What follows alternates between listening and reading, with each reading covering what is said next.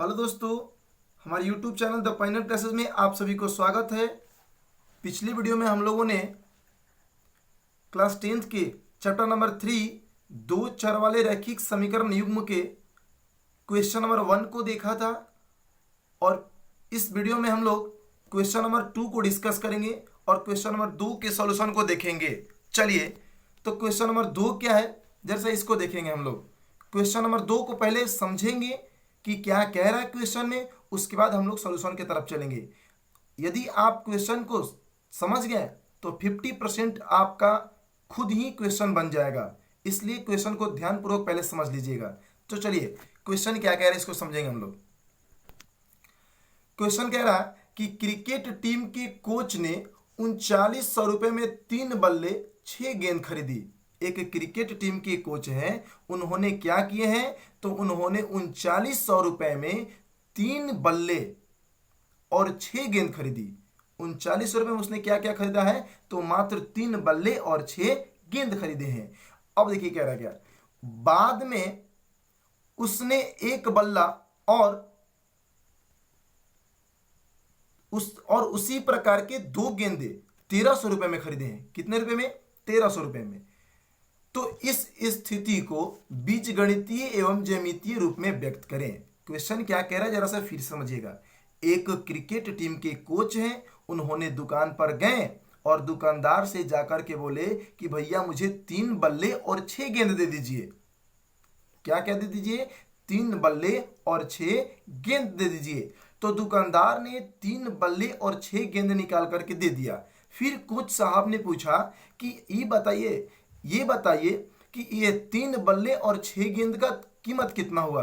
तो दुकानदार साहब ने बोला कि 3900 रुपये मुझे क्या कर दीजिए आप, तो 3900 रुपये दे दीजिए। तो कोच ने क्या किया कि 3 बल्ले और 6 गेंद का 3900 रुपये उन्होंने दे दिए। क्लियर? अब देखिए दूसरा शर्त में क्या कह रहा है कि कुछ दिन बाद या 1 महीने या 2 महीने बाद मान लीजिए, या फिर बाद में फिर कभी उन्होंने एक बल्ला और उसी प्रकार का 2 गेंद खरीदे। फिर उन्होंने उस दुकान पर गए और बोले कि एक बल्ला मुझे और दे दीजिए तथा 2 गेंद भी दे दीजिए, और बताइए कि एक बल्ले और 2 गेंद का कीमत कितना हुआ। तो उन्होंने एक बल्ले और 2 गेंद का कीमत इस बार कितना दिए हैं, तो 1300 रुपए दिए हैं। और इन्हीं दोनों स्थितियों को क्या करना है आपको, तो इन्हीं दोनों स्थितियों को बीजगणितीय एवं ज्यामितीय रूपों में व्यक्त करना है। क्या करना है? बीजगणितीय एवं ज्यामितीय रूपों में व्यक्त करना है। क्लियर हो गया? क्लियर हो गया। अब चलिए, क्वेश्चन समझ गए तो अब हम लोग आगे की तरफ चलेंगे। अब देखिए सॉल्यूशन इसका। सॉल्यूशन में देखिए, मुझे तो या आप लोगों को भी ये पता नहीं है, क्वेश्चन में तो ये नहीं बोला है कि एक गेंद इतना में खरीदे या एक बल्ला इतना में खरीदे। इसके बारे में तो डिस्कस नहीं हुआ, इसके बारे में डिस्कस नहीं हुआ ना। तो ये देखिए, तो जब भी एक बात ये समझिएगा कि रेट जब भी तय होता है तो एक ही वस्तु की कीमत तय होता है। एक ही वस्तु की कीमत पर उसी पर रेट तय होता है कि एक वस्तु के क्या है। क्लियर हो गया? तो इसलिए हमने माना कि एक बल्ले का यहां पर जो मूल्य है या जो कीमत है वो कितना है, तो 100 रुपये है। कितना है? 100 रुपये है।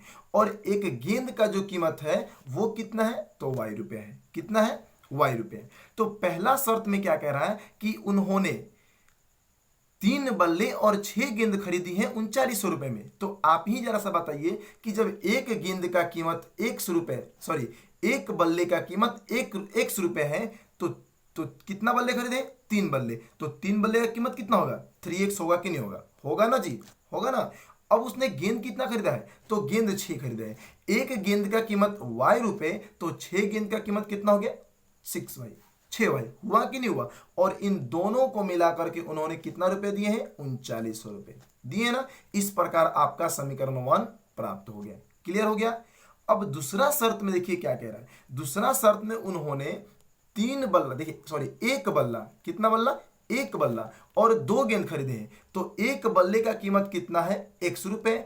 और 2 बल्ले खरीदे हैं ना, तो एक बल्ले का कीमत आपका Y रुपए, तो 2 बल्ले का कीमत कितना हो गया, तो 2 से गुना कर देंगे, आपका हो जाएगा 2Y। क्लियर हो गया? तो यहां पर देखिए, आपका तो एक यहां पर हो गया, एक बल्ले का कीमत 100 रुपए और 2 गेंद का कीमत आपका हो गया 2Y। और इन्हीं दोनों का मिलाकर के दुकानदार को कितना रुपए दिए हैं? 1300 रुपये दिए हैं। कितने रुपए दिए हैं? 1300 रुपये। तो टोटल ये हो गया आपका समीकरण 2। क्लियर हो गया। और इन्हीं दोनों समीकरण को बोल दिया जाता है बीजगणितीय रूप। क्या बोल दिया जाएगा? बीजगणितीय रूप। जो समीकरण आपको प्राप्त होगा उन्हीं समीकरण को बोल दिया जाएगा बीजगणितीय रूप। इस प्रकार हमें बीजगणितीय रूप निम्न प्राप्त हो रहा है। जैसे पहला ये हो गया, दूसरा ये हो गया। क्लियर हो गया? यहां तक क्लियर हो गया। अब रही बात हम लोगों का क्या, तो ग्राफीय रूप। इसका ग्राफ बनाना है। क्या बनाना है? ग्राफ बनाना है। तो जरा सा आप लोग ग्राफ को गौर से देखिएगा। तब तक के लिए थोड़ा सा इरेज कर ले।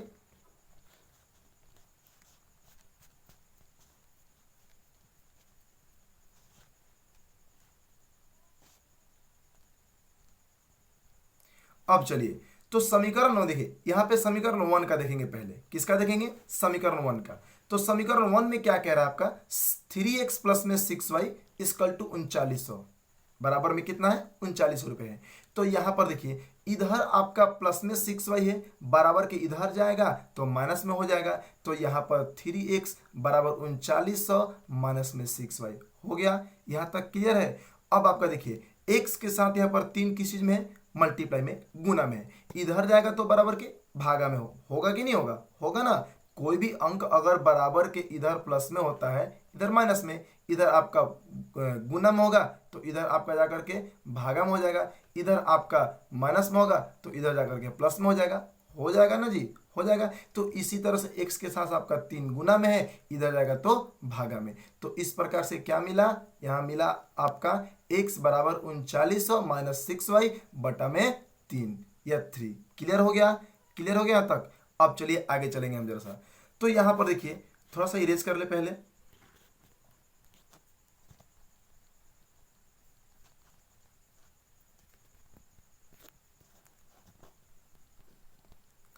अब चलिएगा, अब यहां पे आपको क्या करना है, तो यहां पे समीकरण मिला है आपका x, क्या मिला है? x बराबर 3900, कितना मिला है? 3900 माइनस में 6y बटा में 3। आप y का मान कुछ भी मानिएगा तो x का मान खुद ही आ जाएगा। y का मान आप यहां पर रखिएगा तो x का मान ऑटोमेटिक आ जाएगा। आ जाएगा कि नहीं आ जाएगा? आएगा ना। तो यहां पर देखिएगा, हमने माना है, यहाँ पे आप भी जरा सा मान के अपना चेक कर लीजिएगा। हमने यहाँ पर y का मान 500 माना है तो यहाँ पर x का मान 300 आया है। हमने यहाँ पर y का मान 600 माना है तो x का मान 100 आया है। और y का मान यहाँ पर 700 माना है तो आपका x का मान कितना है? 100 आया है। ये तो आपका x और y का मान हो गया समीकरण 1 से। क्लियर हो गया। अब समीकरण 2 से हम लोग देखेंगे। किससे? समीकरण 2 से। तो समीकरण 2 में क्या था? x प्लस में 7y बराबर 1300, यही था ना। x प्लस में 7y बराबर में 1300। तो इधर देखिए आपका 7y प्लस में, इधर जाएगा तो माइनस में। तो x बराबर आपका क्या हो गया? 1300 माइनस में 7y। क्लियर हो गया। तो यहां पर फिर आप क्या कीजिएगा, तो y का मान आप मानिएगा कुछ भी तो x का मान ऑटोमेटिक चला आएगा। तो हमने यहाँ पर फिर से y का मान 500 माना है। आप कुछ भी मान सकते हैं, यहाँ पे जरूरी नहीं है कि हम 500 माने हैं तो आप भी 500 ही मानिएगा। हम यहाँ पर कुछ भी मान सकते हैं। हम यहाँ पर y का मान 500 माने हैं तो x का मान 300 आया है। यहाँ पर हमने 600 माना है तो यहाँ पर आपका 100 आया है। यहाँ पर हम 700 माने हैं तो यहाँ पर माइनस 100 आया है। क्लियर हो गया? क्लियर हो गया। अब जरा सा हम लोग थोड़ा सा ग्राफ को देखेंगे। क्लियर? हमने अब कुछ करना नहीं है, अब इसी मान को केवल ग्राफ पर रख देना है और चिन्ह को मिला देना है और आपका ग्राफ तैयार। क्लियर हो गया। चलिए जरा सा हम लोग ग्राफ को देखेंगे। चलिए, तो ये रहा आपका ग्राफ। जरा सा देखिएगा इसको। देखिए यहां पर सबसे पहली बात कि ये तो ग्राफ के पेज नहीं है। आप ग्राफ के पेज में देखिएगा तो इस तरह से बहुत सारे आपके लाइन खींचे होते हैं इस तरह से। एक मिनट,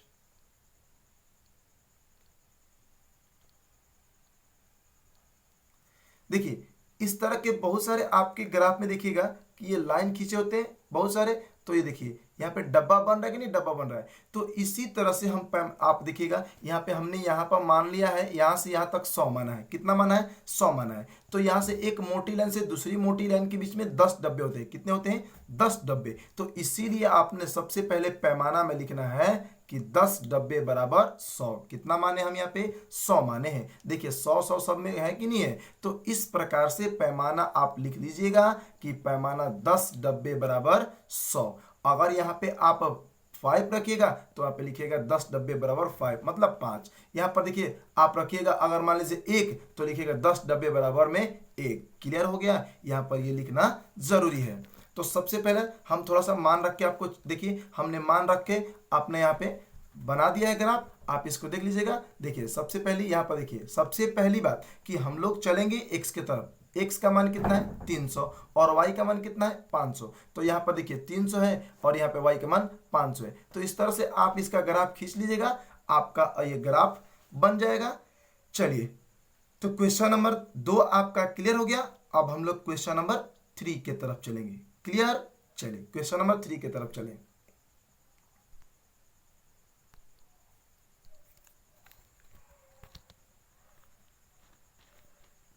चलिए ये आपका क्वेश्चन नंबर 3 दिया है। तो क्वेश्चन नंबर 3 को जरा सा गौर से देखेंगे हम लोग। और जैसे देखिए कुछ नहीं है, जैसे क्वेश्चन नंबर 2 था सेम एडिटिव उसी तरह से क्वेश्चन नंबर 3 भी है। बस केवल किया है तो इसमें केवल वस्तुओं का नाम बदल दिया गया है, बस केवल डाटा चेंज कर दिए गए हैं। कहने के तरीके सबके सब सेम है, वही है। तो जरा सा इसको देखेंगे हम लोग। चलिए इसमें क्वेश्चन को समझ लेंगे। तो क्वेश्चन कह रहा है कि 2 केजी सेब, क्या 2 केजी सेब, और देखिए 2 केजी सेब 1 केजी अंगूर का कीमत किसी दिन 160 रुपये था। किसी दिन हम मार्केट में गए और क्या किए तो 2 केजी सेब खरीदे और 1 केजी अंगूर खरीदे और उसका दाम, उसका कीमत कितना था, उसका मूल्य कितना था? तो उसका मूल्य था 160 रुपये। कितना था? 160 रुपये। और फिर 1 महीने बाद, देखिए यहाँ पर क्या कह रहा है, 1 महीने बाद, 1 महीने बाद फिर हम गए मार्केट में सेब खरीदने और अंगूर खरीदने। तो हमने 4 केजी सेब खरीदा और 2 केजी अंगूर खरीदा। उसका कीमत हो गया 300 रुपये। कितना हो गया? 300 रुपये। तो इन दोनों स्थितियों को आपको क्या करना है कि आपको बीजगणितीय एवं ग्राफीय रूप में व्यक्त करना है। इन्हीं दोनों स्थिति को आपको बीजगणितीय एवं ग्राफीय रूप में व्यक्त करना है। क्लियर हो गया? चलिए जरा सा तो हम लोग जरा सा इस क्वेश्चन को हल करेंगे। तो चलिए क्वेश्चन नंबर आपका देखिए, सॉरी यहाँ पे हल को देखेंगे। देखिए यहाँ पर 1 केजी सेब का कीमत कितना है ये नहीं बोला है, और ना ही 1 केजी अंगूर का कीमत है ये भी नहीं बताया गया। नहीं बताया गया ना। तो हम पिछले क्वेश्चन में क्या बताए हैं कि रेट जब भी तय होगा तो 1 केजी पर ही होगा या एक वस्तु पर ही होगा। क्लियर हो गया? तो इसमें हम क्या किए हैं, हमने देखिए माना कि 1 केजी सेब की जो कीमत है वो 100 रुपये है। कितने रुपए हैं? 100 रुपये है। और 1 केजी अंगूर की कीमत कितना है? तो y रुपये है कि नहीं है? 1 केजी सेब की कीमत हमने माना 100 रुपये और 1 केजी अंगूर का कीमत हमने माना y रुपये। क्लियर हो गया? तो पहला शर्त इसमें कह रहा है कि 2 केजी सेब खरीदा है और 1 केजी अंगूर खरीदा है जिसका कीमत उन्होंने 160 रुपये दिया है। तो इसी बात को देखिए हम लोग लिखेंगे। तो 1 केजी सेब का कीमत अगर 100 रुपये होता है, 100 रुपये, तो 2 केजी सेब का कीमत 2 से हम लोग x में गुना करेंगे तो आपका क्या आएगा? 2x आएगा कि नहीं आएगा? आएगा ना जी। अब चलिए तो यहाँ पर हो गया पहली शर्त के अनुसार 2 केजी अंगूर सॉरी सेब मतलब 2x और 1 केजी अंगूर मतलब y। आए दोनों का कीमत कितना है? 160 रुपये। तो ये हमको मिल गया समीकरण नंबर 1। क्लियर हो गया? अब चलिए अब दूसरा शर्त में क्या कह रहा है? दूसरा शर्त में ये कह रहा है कि 4 केजी सेब और 2 केजी अंगूर। तो 1 केजी सेब का कीमत 100 रुपये, तो 2 केजी सेब का कीमत 4 केजी सेब का कीमत 4x रुपये होगा कि नहीं होगा? तो यहाँ पर हो गया आपका 4x, आप प्लस में 2 केजी अंगूर खरीदा है तो 1 केजी अंगूर का कीमत तो y रुपये, तो 2 केजी अंगूर का कीमत 2y, तो यहाँ पे हो गया 2y। और टोटल मिला के उन्होंने कितना रुपए दिया है? तो 300 रुपये दिया है। दिया है कि नहीं दिया है? तो इस प्रकार से समीकरण 1 और समीकरण 2 प्राप्त हो गया। और हम बताए हैं कि जो समीकरण प्राप्त होगा उन समीकरण को ही क्या बोला जाता है? बीजगणितीय रूप। क्या कहा जाएगा? बीजगणितीय रूप। क्लियर हो गया? तो बीजगणितीय रूप मिल गया। अब हम इन दोनों बीजगणितीय रूपों को क्या करेंगे? तो ग्राफीय रूप में देखेंगे। किसमें? तो ग्राफीय रूप में। क्लियर हो गया? अब जरा सा देखेंगे इसको। तो समीकरण 1 का सबसे पहले देखेंगे। किसका? समीकरण 1 का। समीकरण 1 में क्या है? तो समीकरण 1 में आपका 2x प्लस में y बराबर 160, यही है ना? 2x प्लस में y बराबर 160। तो आप बराबर के इधर से x वाले को या y को, या तो x को या y को, किसी को भी बराबर के इस साइड ला सकते हैं। क्लियर हो गया? तो हम देखिए 2x को लाएं, तो 2x बराबर में इधर किस चीज में? प्लस में। बराबर के इधर लाएंगे तो माइनस में होगा कि नहीं होगा? तो हमने y बराबर लिखा 160 माइनस में 2x। क्लियर हो गया? y बराबर 160 माइनस में 2x। अब यहां पर होगा क्या? तो हम x का मान कुछ मानेंगे, खुद मानेंगे तो y का मान खुद ही चला जाएगा। आप x का मान कुछ भी मान सकते हैं, x का मान आप कुछ भी मान सकते हैं। तो ये देखिए, हम यहाँ पर x का मान माने हैं आपका 50, तो y का मान आया है कितना? 60। हमने यहाँ पर x का मान 60 माना है, तो यहाँ पर आया है y का मान 40। हमने यहाँ पर x का मान 70 माना है, तो y का मान कितना है? 20। क्लियर हो गया? क्लियर हो गया? आप जरा सा इसको करके देखिएगा। जरूरी नहीं है कि जो हम माने आप वही मानिएगा। क्लियर? आप कुछ भी मान सकते हैं, या तो x का वैल्यू या y का वैल्यू। x का वैल्यू आप x का मान कुछ मानिएगा तो y का मान आएगा, और y का मान मानिएगा तो x का मान आएगा। क्लियर हो गया? अब देखिए इसी प्रकार से समीकरण 2 में भी। समीकरण 2 में क्या है? ये 4x प्लस 2y बराबर 300, मतलब 300। तो 4x प्लस में 2y बराबर 300, तो इधर आपका 2y प्लस में, बराबर के इधर गया तो माइनस में, तो 4x बराबर में 300 माइनस में 2y। क्लियर हो गया? और x के साथ 4 मल्टीप्लाई में, इधर रहेगा तो भागा में या डिवाइड में, होगा कि नहीं? तो x बराबर 300 माइनस 2y बटा में 4। क्लियर हो गया? दिक्कत? अब इसका हम लोग क्या करेंगे? इसका हम लोग ग्राफ देखेंगे। क्लियर? अब यहाँ पे देखिए, हमने मान रखा है y का मान, यहाँ पे 10 रखा, माइनस 10 रखा, फिर 0 रखा, तो यहाँ पर x का मान आया ना 70 आया है, 80 आया, 75 आया। आप कुछ मानिएगा तो आपका भी अलग आ सकता है, जरूर नहीं कि यही आएगा। क्लियर? लेकिन ग्राफ सेम बनेगा, एक ही जैसे बनेगा। क्लियर हो गया? अब जरा सा हम लोग देखेंगे ग्राफ को।